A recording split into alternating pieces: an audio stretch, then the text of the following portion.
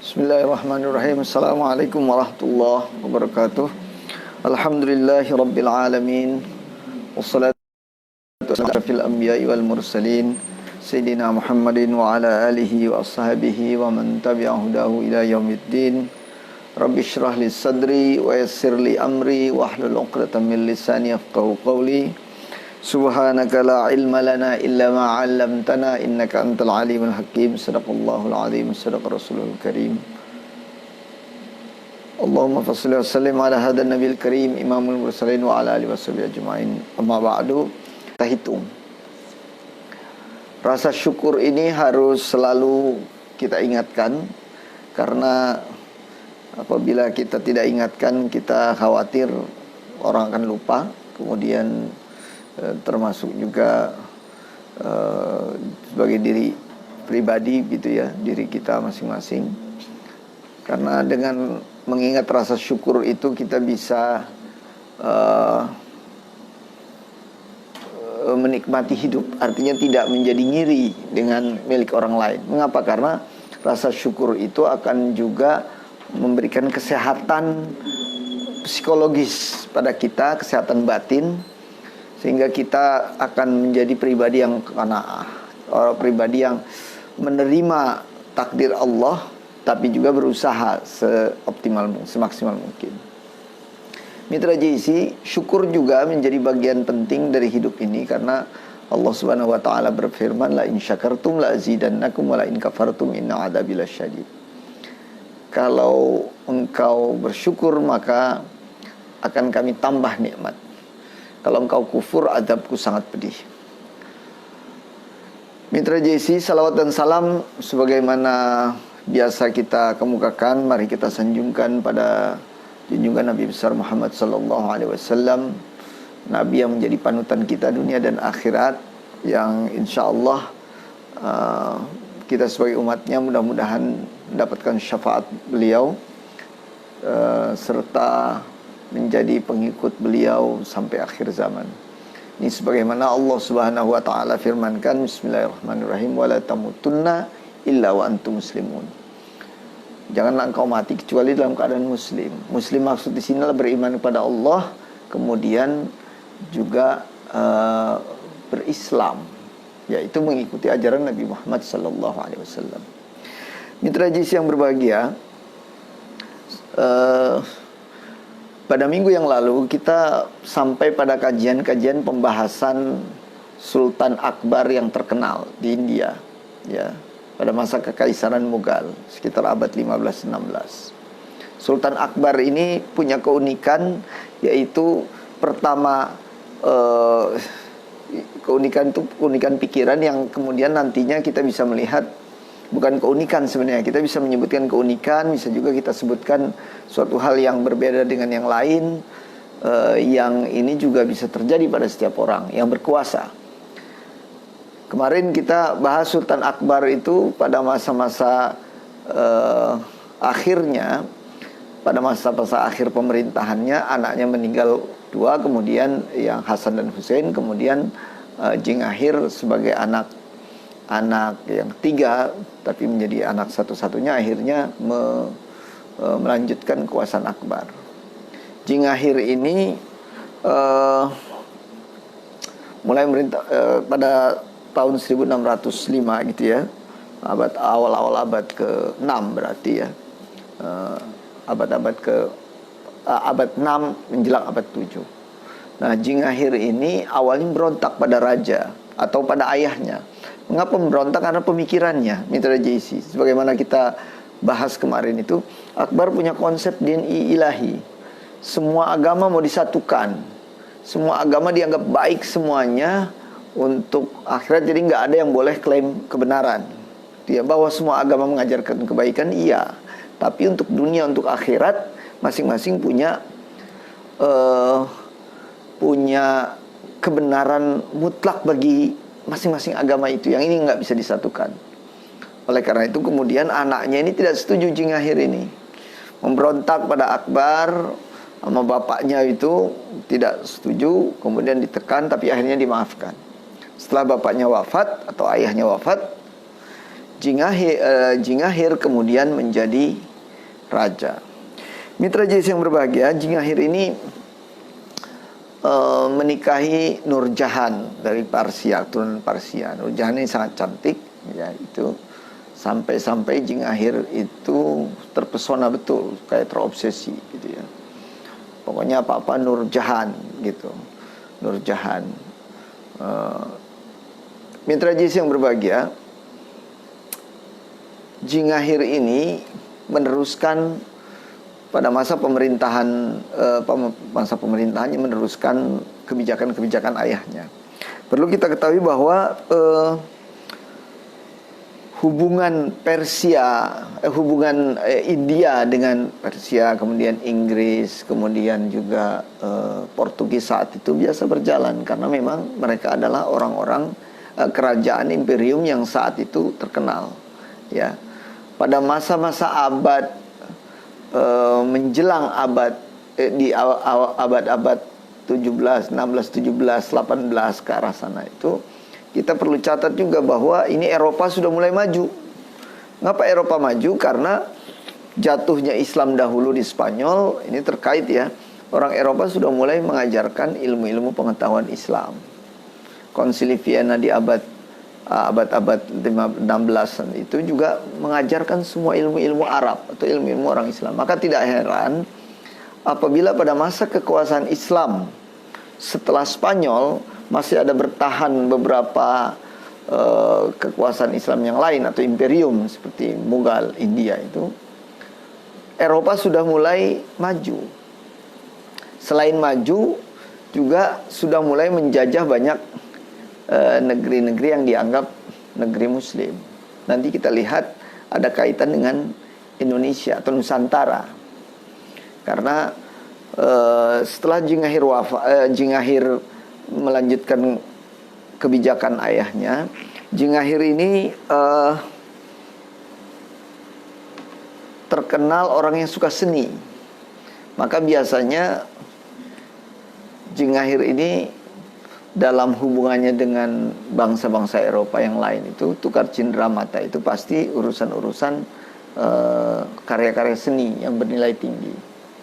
Nah, dari sini kita bisa melihat mengapa kemudian India nantinya kita sebagai dahulunya bagian negeri Muslim yang bagus, negara imperium, peninggalan imperium Islam di India itu ada bangunan-bangunan yang indah.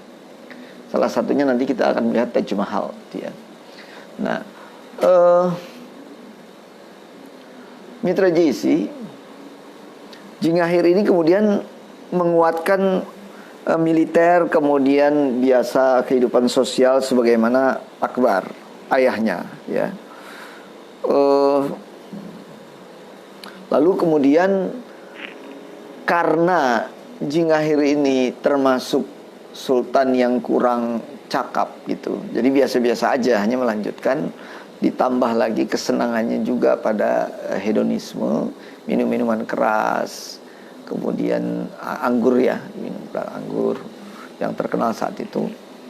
Maka kemudian pemerintahannya ini tidaklah, kecuali dalam seni, tidaklah terkenal hebat gitu ya.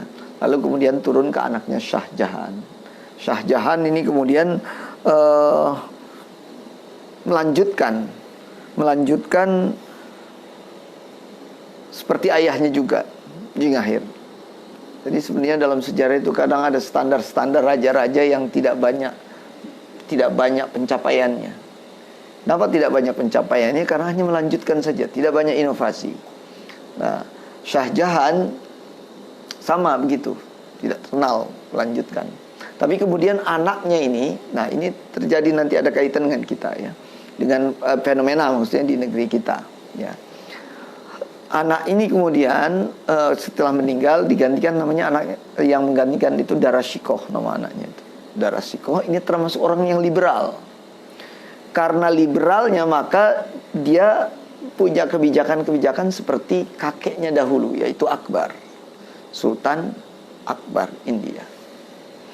Nah, Mitra JC, kebijakan-kebijakan itu kemudian kita lihat ditentang juga oleh saudaranya lagi, gitu. Jadi sesungguhnya apa yang terjadi, fenomena yang terjadi kehidupan keberagamaan kita, kalau kita ingin belajar dari sejarah, ada cerminan-cerminan sebelumnya. Ada cerminan-cerminan sebelumnya. Kebetulan yang kajian kita saat ini adalah pada kasus-kasus Raja Islam di Mughal, India. Jadi Darashikoh ini orangnya liberal. Pokoknya agama itu ya, agama apa saja, agama Islam ya juga, agama yang lain baik semuanya. Kemudian tidak menekankan pentingnya syariat Islam, itu ya, dalam pengertian hukum Islam, kemudian hal-hal yang terkait dengan kekhususan agama masing-masing agama. Oleh karena itu ditentang oleh adiknya sendiri. Adiknya inilah yang kemudian nanti terkenal menjadi raja yang cukup lama, ya, dan nanti ada kaitan dengan kemerdekaan kita. Paling tidak secara bukan kemerdekaan, penjajahan Belanda saat itu ya nanti. Jadi Darashikoh ini ditentang oleh adiknya yang bernama Aurangzeb, ya. Jadi Raja Aurangzeb ini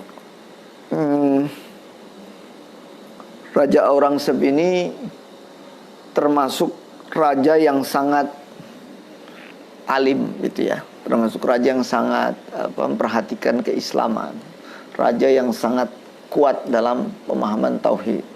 Maka Darashikoh ini kemudian dipenjara.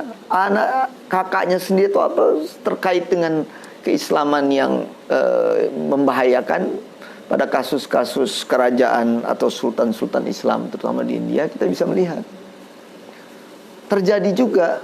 Tega tidak tega gitu, mungkin punya pertimbangan-pertimbangan yang lain. Tapi saya kira mudah-mudahan kita dalam kehidupan berbangsa bernegara itu kita tidak akan mengulangi hal-hal yang buruk gitu ya. Atau dibilang buruk juga susah juga, karena bisa jadi itu merupakan kebaikan. Sebab kalau tidak dilakukan tindakan seperti itu, pengaruh-pengaruh yang buruk yang lebih jelek itu akan membahayakan kehidupan beragama. Ini pada pertimbangan-pertimbangan Sultan Aurangzeb saat itu. Mitra JC, kita tahu bahwa pada masa ini Jinghahir saking cintanya pada istrinya itu ada bangunan-bangunan yang paling terkenal Taj Mahal. Taj Mahal ini museum itu adalah tempat orang dimakamkan gitu ya. Tetapi dibuat dari marmer indah sekali. Bukti kecintaan, cinta seorang laki-laki kepada seorang wanita. Apapun yang terjadi, bangunan-bangunan ini yang terkenal di India ini, bangunan ini ya, itu Taj Mahal terkenal di India dan di seluruh dunia Islam saat ini, merupakan bukti warisan Kesultanan Islam di India. Warisan Kesultanan Islam di India. Terlepas dari ada yang setuju atau ada yang tidak, misalnya Mitra JC. Nah, pada masa kemudian Aurangzeb naik, kenapa kita sebut Aurangzeb ini sekitar abad-abad 17 itu, ini ada kaitannya dengan Nusantara, karena Aurangzeb inilah yang Sultan Islam yang termasuk mendorong Belanda untuk tidak mengeksekusi atau memperlakukan pejuang Nusantara yang terkenal yaitu Syekh Yusuf Makassar dengan tidak baik. Jadi didorong supaya tetap memperlakukan, menghormati seorang ulama. Maka Belanda kemudian kita tahu membuang Syekh Yusuf ke Cape Town. Biasanya kalau dianggap pemberontak atau apa, kalau nggak hukuman mati, dipenjara, kemudian disiksa. Tapi pada kasus Syekh Yusuf, karena dorongan-dorongan dari Sultan Aurangzeb di India, Belanda akhirnya melakukan pembuangan saja. Pembuangan dalam pengertian ketika dibuang ke Ceylon, dibuang ke Sri Lanka, dibuang ke wilayah-wilayah jajahan Belanda, itu masih bisa bergaul dengan masyarakat setempat. Mitra JC, India pada masa Sultan Aurangzeb ini termasuk Sultanan Islam yang yang kuat dan artinya disegani. Mengapa? Karena Aurangzeb ini selain seorang yang alim, kuat, taat gitu ya, punya visi ke depan, Aurangzeb ini memperkuat militer, sosial budaya diperkuat. Jadi seorang pemimpin itu tidak hanya sekedar menjalankan sungguhnya, menjalankan kebijakan yang ada atau punya kebijakan lain. Tidak hanya itu, apabila ingin kuat seorang pemimpin itu harus punya pandangan ke depan yang visioner. Ke depan itu Mitra Jesse ya, apapun pemimpinnya, baik dari pemimpin kecil rumah tangga sampai pemimpin yang besar negara, harus visioner sesungguhnya, idealnya. Sehingga dengan demikian tidak hanya menjalankan kebijakan, tidak hanya melakukan sesuatu yang kira-kira berguna untuk saat ini dan besok, tetapi harus juga berpikir bagaimana kebijakan itu ke depan bisa untuk kemaslahatan atau kemajuan umat atau bangsanya untuk beberapa tahun-tahun ke depan, berapa puluh tahun ke depan atau di masa depan. Jangan sampai kebijakan ini kelihatannya bagus untuk tahun-tahun masa pemerintahannya, tetapi menjadi buruk atau dampaknya buruk bagi penguasa selanjutnya. Nah, ini Aurangzeb termasuk yang punya visi kuat. Mitra Jesse, Aurangzeb inilah yang kemudian dianggap sebagai sultan saat itu, sultan terkenal di India. Pada masa Aurangzeb ini Islam berkembang bagus, perkembangannya juga termasuk bagi kalangan-kalangan Islam yang betul-betul ingin menegakkan agama Islam itu dianggap penyelamat. Kenapa penyelamat? Karena di dalam kerajaan sendiri dari bapak moyangnya, begitu istilahnya, dari kakeknya itu, dari Sultan Akbar yang memproklamirkan din ilahi itu, ternyata masih memiliki pengaruh dan sampai pada cucunya tadi, Darashikoh. Darashikoh ini kan kakaknya Aurangzeb.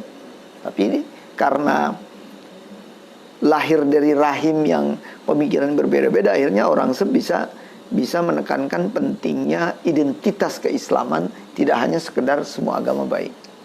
Walaupun Aurangzeb juga termasuk cukup toleran pada agama-agama yang lain gitu, tapi dia tidak ingin melanjutkan kebijakan kakaknya yang ingin dipopulerkan oleh kakaknya, yaitu Darashikoh, dengan pertimbangan bahwa sinkretisme Hindu dan Islam tidak bisa terjadi. Kalau itu terjadi dan dibiarkan bahkan dipupuk, dampaknya akan tidak baik pada masyarakat. Gitu ya Mitra Jesse, dampaknya tidak baik bagi masyarakat Islam. Kelihatan di permukaan toleran, hidup rukun, damai, tapi sebenarnya seperti api dalam sekam. Oleh karena itu identitas menjadi sangat penting. Identitas keagamaan tanpa menafikan kelompok lain, tanpa menghina, menafikan kelompok lain. Inilah pentingnya seorang pemimpin punya visi yang bagus. Nah, pada saat itulah Aurangzeb bisa membangun kekuasaannya, perluasan wilayah serta ketentraman dan kesejahteraan masyarakat Islam India pada saat itu.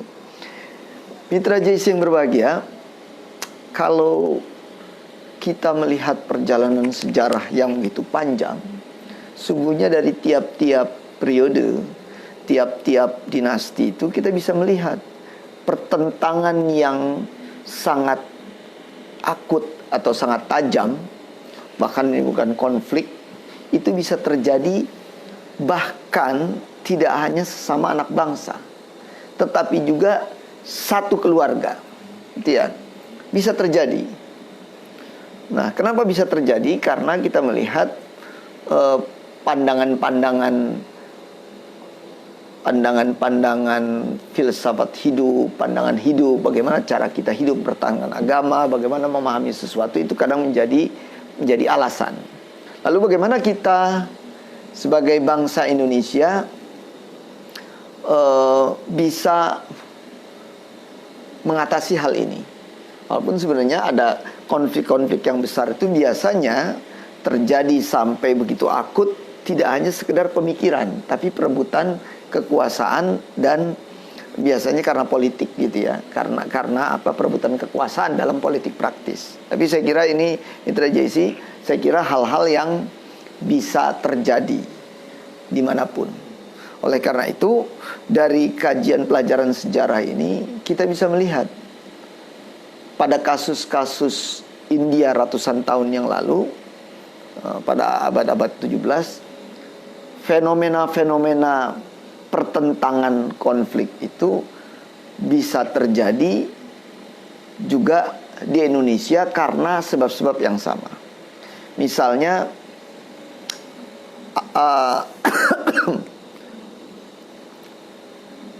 fitrah agama Islam itu adalah wasatiyah atau moderat.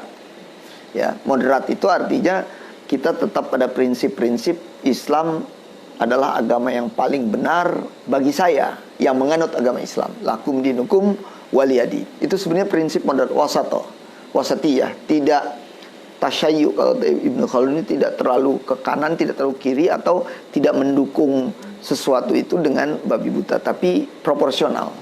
Sebenarnya begitu, moderasi itu kan proporsional.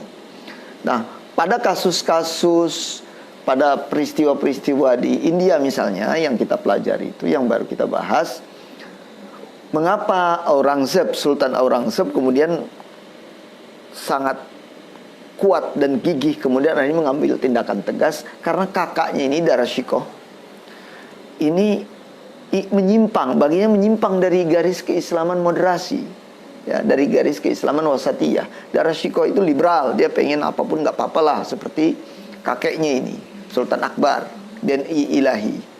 Maka sebelum pengaruhnya luas, Aurangzeb ini kemudian mengambil tindakan, walaupun kakaknya sendiri diberikan sanksi hukum yang tegas. Mengapa? Karena kalau dibiarkan ini akan menjadi akan memberikan mudarat yang lebih banyak pada umat Islam saat itu.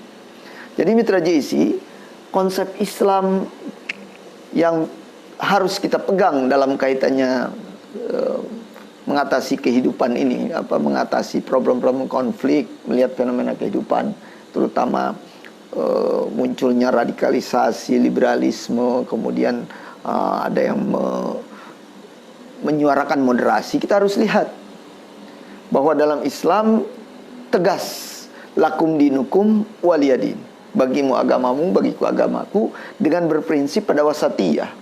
Wasatiyah itu moderasi.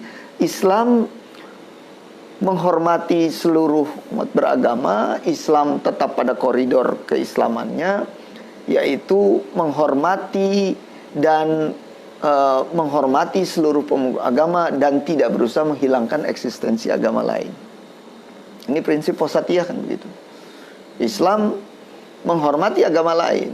Islam tetap pada prinsip bahwa bagi umat Islam, bagi pemeluk Islam punya keyakinan lakum dinukum waliyadin. Bagi kita adalah agama kita yang paling benar. Bagi orang lain ya mungkin bagi yang menganut agama yang paling benar, tidak perlu disatukan bahwa semuanya benar, tidak perlu. Karena kalau begitu nanti ada sinkritisme seluruh agama-agama. Jadi kalau gitu nggak ada yang paling benar, nggak ada yang salah, nggak ada yang akhirnya orang tidak punya gairah keislaman, memegang prinsip bahwa bagi kita agama itu untuk kehidupan dunia dan akhirat. Ini pelajaran yang perlu diambil dan penting pada konteks keindonesiaan sekarang ini. Jadi yang kadang yang memecah belah umat itu bukan hanya orang yang radikal, fanatik, tidak pada tempatnya, tapi seringkali ini hanya radikal atau fanatik atau keras gitu ya, garis keras. Seringkali juga merupakan dampak dari yang liberal. Maka tugas umat Islam itu menguatkan prinsip-prinsip dasar ajaran Islam, yaitu wasatiyah. Kuntum khairu ummatin ukhrijat linnas, umat yang dihukum oleh adiknya sendiri, yaitu Aurangzeb. Mitra JC yang berbahagia, dalam kaitannya dengan kajian sejarah Islam yang akan datang dari tiap-tiap sultan, kemudian tiap-tiap dinasti, nanti kita akan tetap bertemu dengan pola-pola pikir kesultanan, pola pikir raja, pola pikir masyarakat yang dipengaruhi oleh penguasanya, atau dipengaruhi oleh siapa yang berkuasa, yang memiliki atau yang mensep itu tidak suka pada Darashiko, tetapi karena tidak suka karena Darashiko itu punya dampak yang negatif gitu ya. Tetapi dalam kehidupan berbangsa dan bernegara, orang sep tetap menghormati pemeluk-pemeluk agama yang lain dengan pertimbangan lakum dinukum waliyadin tadi. Tidak mengeneralisir semuanya, tidak menjadi liberal. Mitra JC, mudah-mudahan kajian kita hari ini bermanfaat. Nanti kita bisa melihat sampai jatuhnya India, kemudian masuk ke Turki Utsmani, lalu baru kita ke Indonesia. Karena kebetulan pada masa-masa dinasti Islam berjaya ini masih ada umat Islam itu di Indonesia, di Nusantara, Mitra JC. Kalau abad-abad ke-16, 17 itu kan sedang menghadapi penjajahan Belanda. Nanti kita bisa melihat hubungan antara kerajaan-kerajaan Islam di benua-benua lain itu dengan di Nusantara. Mudah-mudahan bermanfaat sehingga kajian sejarah bisa menjadi kajian yang menarik bagi kita, dapat memberikan pelajaran dan mendorong kita untuk mengambil iktibar untuk kehidupan yang lebih baik. Wabillahi taufiq wal hidayah. Terima kasih. Wassalamualaikum warahmatullahi wabarakatuh.